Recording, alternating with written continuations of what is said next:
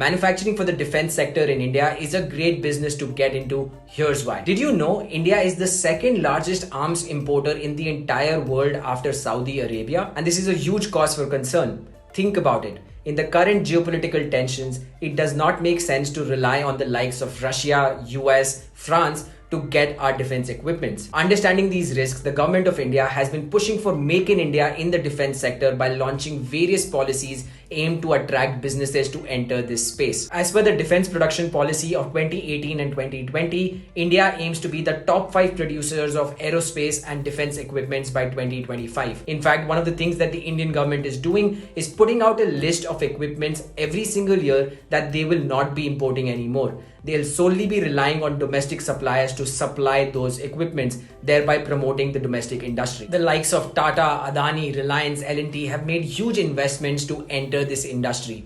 And this is also creating opportunities for small and medium businesses to manufacture specific equipments that can then be supplied to private or public companies supporting the defense industry in India. If you want to know more about what's happening in the defense manufacturing space, check the caption below and follow the Indian dream to know more about such interesting opportunities.